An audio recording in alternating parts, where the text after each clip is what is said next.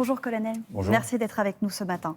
Un acte de guerre indigne et amoral. Voilà comment Emmanuel Macron a qualifié hier le bombardement d'une maternité, d'une unité pédiatrique à Marioupol, faisant 3 morts, dont une fillette. Vladimir Poutine est-il sans limite et cible-t-il délibérément des civils ? Alors, d'un point de vue militaire, le droit international prévoit effectivement qu'il faut épargner les civils et qu'une attaque contre un civil est assimilable à un crime de guerre. Et si cette attaque est avérée, effectivement, il s'agit d'un crime de guerre. Quelle est son intention ? Terroriser la population ? Sur le plan militaire, l'intention de la Russie est de provoquer ou d'obtenir l'effondrement des armées ukrainiennes pour prendre le contrôle de tout ou partie du territoire ukrainien. En terrorisant la population ? En terrorisant la population. C'est une guerre psychologique ? En jouant effectivement sur les champs psychologiques, mais aussi sur les champs purement matériels, puisqu'on voit des tirs d'artillerie, on voit des actions menées par des avions de combat. L'objectif, c'est vraiment d'obtenir un effondrement total de l'Ukraine pour pouvoir prendre le contrôle du territoire. Il y a 15 jours, la plupart des observateurs prédisaient une prise de Kiev en 4-5 jours maximum. 2 semaines plus tard, les chars se rapprochent. Ils sont manifestement très proches ce matin de la capitale. Est-ce que l'armée russe était préparée à ce conflit ? Je ne sais pas si elle était préparée à ce conflit, mais visiblement, les Ukrainiens offrent une résistance qui est bien supérieure à ce qui était attendu prévu par les armées russes. Les Ukrainiens sont bien organisés et on constate, on voit que l'armée russe rencontre de nombreuses difficultés, notamment dans le domaine logistique, dans le domaine du renseignement. Et visiblement, l'armée russe est également rattrapée par un printemps précoce, puisque les sols se dégèlent, c'est ce qu'on appelle la rasputitsa, oui. le dégel, et qui provoque des problèmes de mobilité. Donc oui, l'armée russe a des difficultés. Donc il y avait d'une certaine manière un manque de préparation.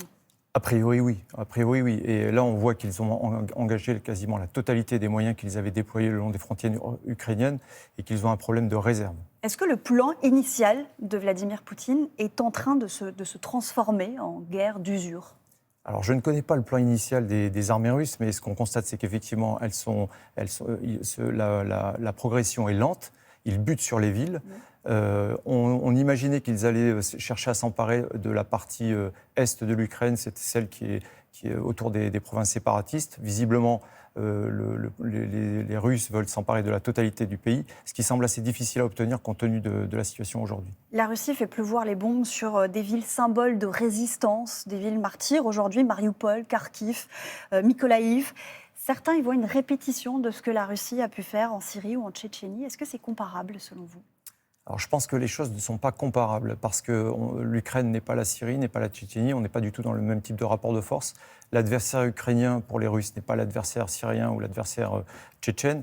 Ce à quoi on assiste, c'est un conflit de haute intensité où on voit 2 armées de pied un peu égales, même si le rapport de force est écrasant. Très déséquilibré, oui. Est écrasant au profit des Russes. Mais Thierry Burkhardt, le chef d'état-major, parlait de rouleau compresseur. Exactement, russe. oui. Il parlait de rouleau compresseur justement parce que ce rapport est écrasant en faveur des Russes. Mais on a 2 armées qui sont équipées à peu près des mêmes matériels. Et donc, on constate que les Russes butent sur les zones urbaines, mais c'est finalement pas très surprenant.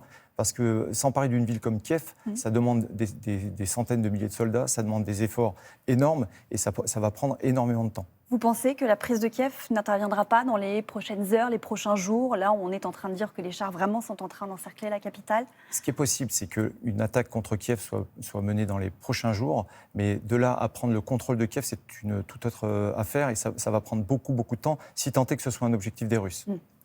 On évoquait dans le journal l'inquiétude autour d'une possible utilisation d'armes chimiques. Il va y avoir une réunion à l'ONU. Moscou accuse l'Ukraine de fabriquer des armes biologiques. Washington, Londres soupçonne Moscou de vouloir les utiliser. Est-ce que c'est une crainte que vous partagez ? Ça fait partie des scénarios. On sait que ça a été déjà utilisé et ça fait partie des scénarios possibles. Elles existent, ces armes ? Je ne sais pas si les armes existent, mais ça fait partie des scénarios, oui. Ceux qui gorgent d'armes l'Ukraine porteront la responsabilité de leurs actes, a averti mercredi la Russie. La France a livré des missiles anti-chars d'après ce qu'a indiqué le député Alexis Corbière. Comment aider l'Ukraine à se défendre sans devenir un co-belligérant ? Alors ça, c'est une question purement politique à laquelle je ne vais pas pouvoir vous répondre avec précision. Moi, je vais m'exprimer sur le plan militaire. L'objectif, c'est d'éviter l'effondrement des armées ukrainiennes et donc de faire ce qu'il faut pour éviter cet effondrement. En les aidant avec des armes ? Peut-être.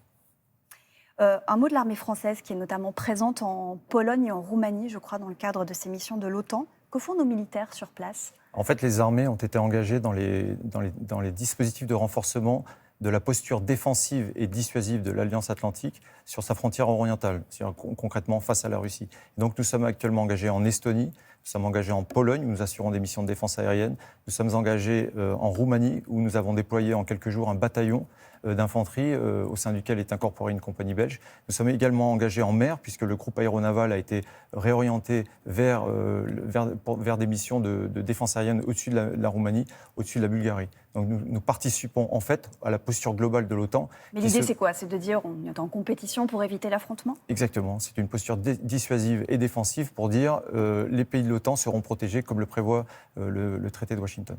On sait que le chef d'état-major des armées, donc le général Thierry Burkhardt, s'est entretenu il y a quelques jours au téléphone avec son homologue russe Valéry Gerasimov. Est-ce que les contacts restent réguliers? Est-ce que le dialogue est présent? Oui, les canaux sont toujours ouverts et je pense que c'est heureux parce qu'il faut continuer à dialoguer.